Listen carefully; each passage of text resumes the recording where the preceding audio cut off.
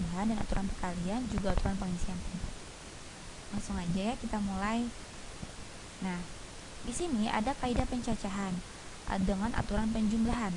Yang pertama, contohnya Alia ingin membeli handphone di suatu counter HP. Di situ tersedia merek Apple terdiri dari 6 tipe, Samsung ada 3 tipe, Oppo ada 4 tipe, dan Vivo ada 2 tipe. Berapa banyak pilihannya? Nah, kalau kita mau menentukan berapa banyak pilihan dari semua jenis, kita tinggal menjumlahkan saja ke semua jenisnya tersebut. Jadi dari Apple-nya 6 kita tambahin dengan Samsung 3, Oppo 4, Vivo 2, jadi totalnya adalah 15 pilihan. Seperti itu. Lanjut. Contoh 2. Dari angka-angka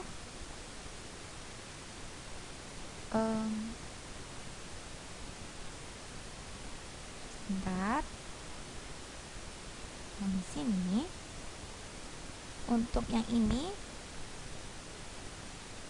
kalian bisa lihat aturan perkalian itu menyebutkan kejadian satu per satu ya. Jadi contoh yang pertama, saya contohkan kalian itu mau menyebutkan kejadian 3 buah uang logam dilempar secara bersamaan, dan kemudian berapakah hasil gabungan yang mungkin dari ketiga uang logam tersebut yang dilemparkan bersama-sama. Jadi kalian buat dulu sisi-sisi di antara yang berada di satu uang logam itu ada apa aja. Kalau kalian bisa lihat, koin uang logam itu pasti sisi depannya ada, sisi sebelah kanan atau depannya itu adalah uangnya atau yang berlogokan angkanya 100 misalnya.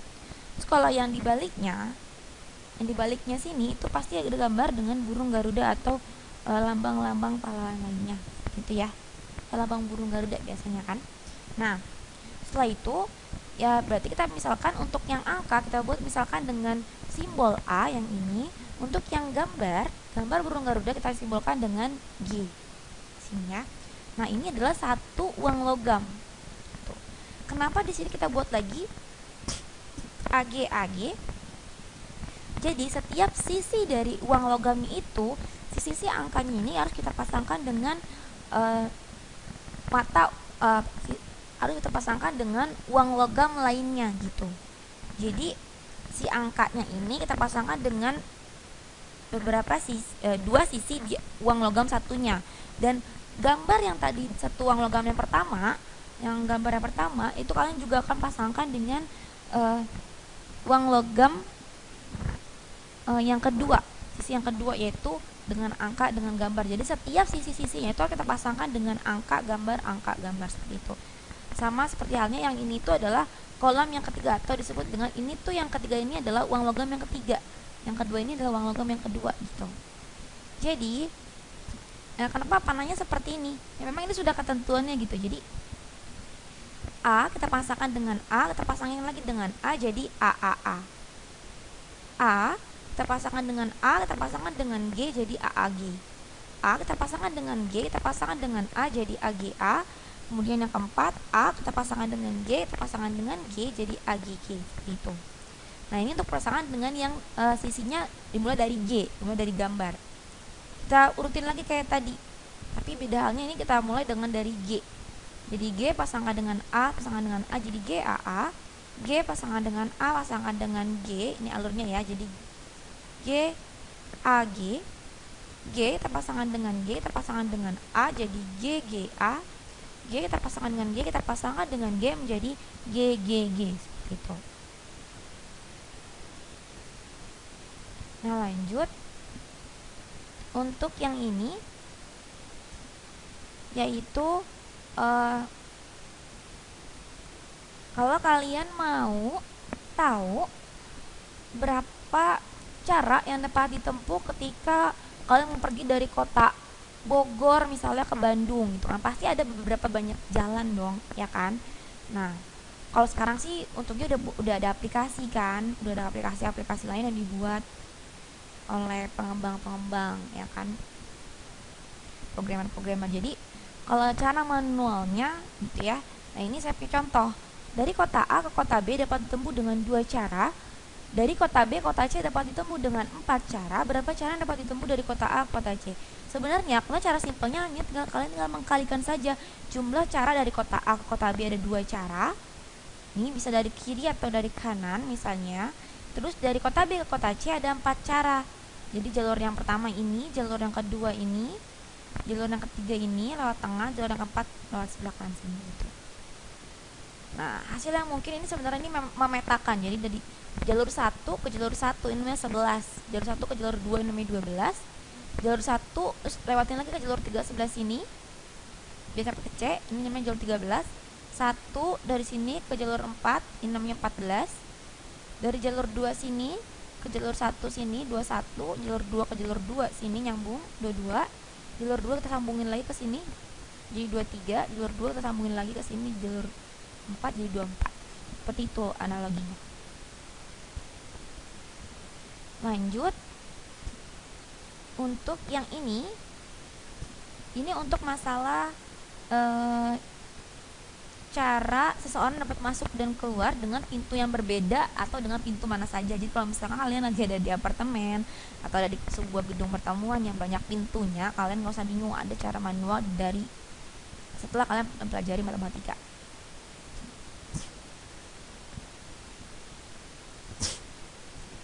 Nah, ini contoh yang ketiga, suatu gedung mempunyai 4 pintu keluar masuk. Berapa cara seseorang dapat masuk dan keluar? Nah, dengan pintu yang pertama dengan pintu yang berbeda, yang kedua dengan pintu mana saja. Kalau kalian pakai logika kalian, misalnya pintu A, B, C dan D. Jadi 4 pintunya itu kalian namakan yang pertama pintu A, yang kedua pintu B, yang ketiga pintu C, yang keempat pintu D. Nah, A, B artinya adalah masuk dari pintu A keluar ke pintu B gitu. Jadi termasuknya dari pintu A, kemudian nanti keluarnya ke pintu B gitu. BA artinya masuk dari pintu B, nanti keluarnya akan ke pintu A. Itu nanti keluar ke pintu A gitu ya. Nah, yang pertama jawaban yang diminta adalah dengan syaratnya dengan pintu yang berbeda. Dengan pintu yang berbeda, kalian logika aja. Dari A masuk dari pintu A kan nggak boleh keluar pintu A karena kan harus berbeda. Jadi nggak boleh ada yang sama. Jadi kalian kurangin saja pasangan yang sama, yaitu AA, BB, CC dan DD. Jadi ada 4 pintu yang sama, kalian kurangin gitu. Sisanya ya kalian urutin, masuk dari pintu A ke pintu B, dari A ke pintu C. Karena kan tadi A ke A nggak boleh kan, jadi harus A ke B, A ke C, A ke D. Dari B nggak boleh ke B, jadi tadi udah kita kurangin tuh dari B ke B nya, jadi langsung masuk ke B, dari B keluar ke pintu C, masuk dari pintu B keluar pintu D, masuk dari pintu B keluar pintu A dan seterusnya. Dia kalau C D berarti masuk dari pintu C keluar pintu D. Kenapa nggak boleh CC? Ya karena kan nggak boleh ada yang sama masuk dan keluar pintunya itu gitu ya. Jadi kalau misalkan cara cepatnya gimana? Kita kaitkan dengan pertanyaan yang B. Kalau dengan pintu yang mana saja masuk dan keluarnya, ya berarti semua pintu bisa kita gunakan dong, masuk dan keluar dengan pintu yang sama. Jadi tinggal 4 pintu ini kita kali dengan 4 pintu tersebut. Jadi 4 kali 4 hasilnya adalah 16. Seperti itu kan. Untuk yang B gitu. Jadi ada 16 cara nih yang B. Pintu mana saja. Nah, 16 cara ini yang si AA, AB, AC, AD, BC, BD ini kalian tambahin ya, ini 16 cara. 16 cara ini kita kurangin dengan 4 cara yang dengan pintu yang berbeda. Jadi kan karena tadi soal yang dengan pintu yang berbeda kita nggak boleh masuk dengan pintu yang sama kan. Jadi si 16 total semua pintu dikurang 4 pintu yang sama karena syaratnya harus berbeda. Jadi 16 kurang 4 yaitu 12. Itu cara simpelnya gitu. Tanpa kalian harus memetakan seperti ini, harus menyusun gitu ya. Kayak gitu. Memasangkan satu-satu pintu. Nah, untuk yang B, aturan pengisian tempat yang tersedia. Nah, ini adalah ketika kalian punya baju, topi, celana, sepatu, kalau kalian mau OTD dengan penampilan yang berbeda-beda, tapi gimana caranya itu baju dan celana kita pakai tuh yang dengan yang seadanya gitu kan. Otomatis kan kalian harus berpikir kira-kira berapa OTD nih yang bisa kita pakai dengan yang kita punya gitu, yang kita punya seadanya gitu kan. Nah, contohnya gini. Jadi nanti penampilan kalian tuh bakalan beda-beda tapi dengan baju dan celana yang sama gitu. Ini mungkin ntar ada topinya beda atau sepatunya beda, atau nanti celana sama, atau nanti ada yang bajunya beda cuma celananya yang itu, nanti ada bajunya yang sama celananya beda lagi gitu kan, bisa jadi. Sebenarnya intinya hanya tinggal dikalikan saja. Jadi contohnya Salma mempunyai 6 baju, 3 celana, 4 sepatu, dan 5 topi. Itu kan beberapa cara Salma dapat memakainya. Jadi kalian hanya tinggal mengalihkan saja semuanya. 6 baju dikali 3 celana kali 3 sepatu. Maksudnya 6 cara menggunakan baju, karena ada 6 baju. Ada 3 celana, berarti 3 cara celana, 4 cara sepatu, dan 5 cara topi. Jadi semuanya dikalikan, hasilnya adalah 360 cara. Seperti itu. Lanjut.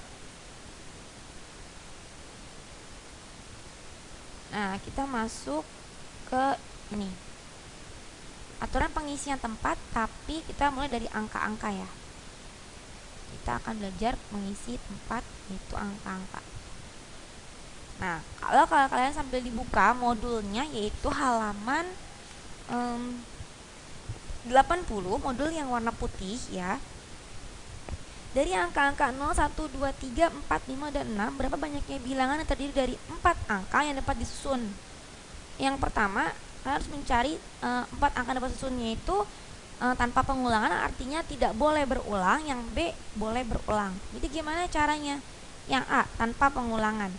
Nah, yang pertama ini, di kolom ribuan, kalau misalnya saya buat di sini,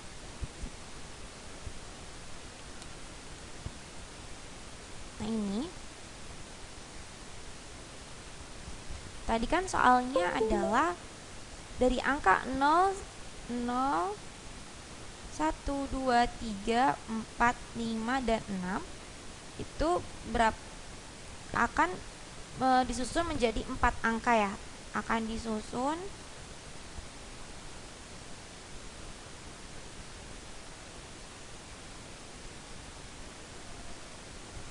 dari 0, 1, 2, 3, 4, 5, 6, berapa banyaknya bilangan yang terdiri dari 4 angka yang dapat disusun kan?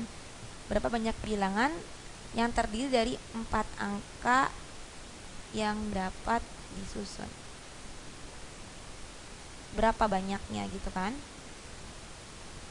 Nah, 4 angka itu kalian tuh mikirnya kalau 4 angka pasti digit-digitnya yang paling pertama itu adalah ribuan.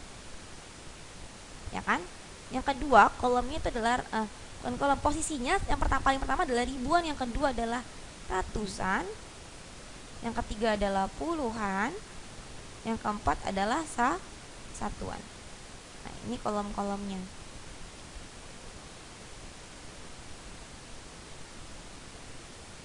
Ya. Nah, di sini angka 0 kira-kira bisa nggak sih kita masukin di angka ribuan? Ada nggak sih yang angka ribuannya dimulai dari angka 0, 0, 1, 2, 3 gini? Ini bisa dibaca ribuan nggak kalau 0 paling pertama kita susun di sini? Nggak bisa kan? Jadi karena 0 ini nggak bisa menempati angka yang paling posisi angka yang pertama yaitu pada ribuan, jadi hanya tinggal tersisa 6 angka, yaitu ada 6 cara. Angka 1, 2, 3, 4, 5, dan 6 ini bisa semuanya kita masukin di angka ribuan, di posisi ribuan seperti itu. Nah, ratusan juga nggak mungkin kan kalian mulai di angka 0, bener gak? Misalnya 0, 2, 3, ini mah namanya bukan ratusan, ya kan? Jadi 0 juga tidak bisa kalian gunakan di angka ratusan, jadi hanya tinggal sisa 6. Kemudian karena satunya itu sudah dari ke-7 angka, ini artinya 7 angka ya, ada kan ini 0, 1, 2, 3, 4, 5, 6, 7, ini ada 7 angka total semuanya. Dari ke-7 angka sudah dipakai maaf, maksud saya salah nih. Di ratusannya bukan maksudnya 0 tidak bisa dipakai ratusan. Tetapi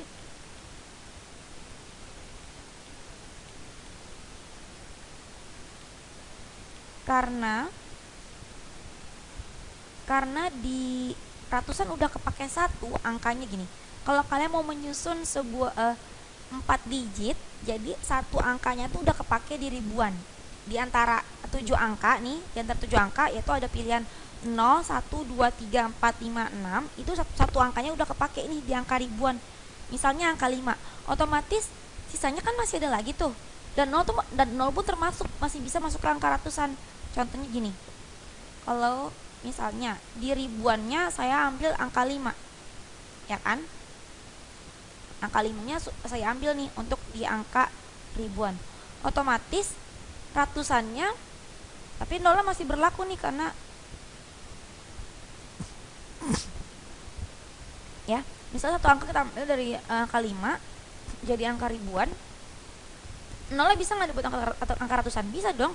5022 bisa kan? Misal 2021, ini nol bisa dipakai buat di angka ratusan. Tapi karena satunya udah kepake di angka ribuan, jadi dari ke 7 angka kita kurangin 1 jadi 6. Seperti itu. Ya.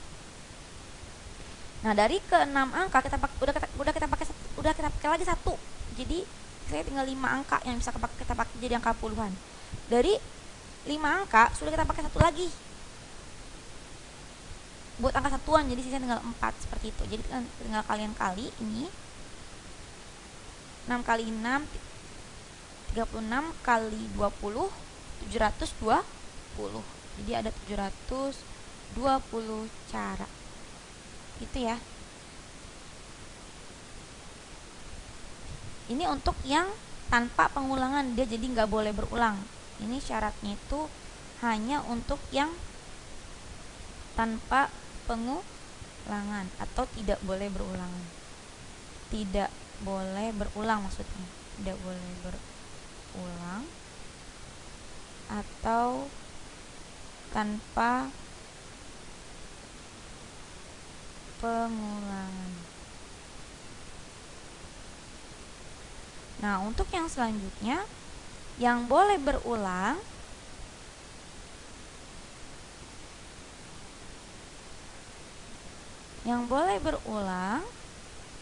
itu dari angka 0, 1, 2, 3, 4 kan dari menjadi 4 angka yang dapat disusun kan, tetap 4 angka itu posisinya ada ribuan, ratusan, puluhan, dan satuan.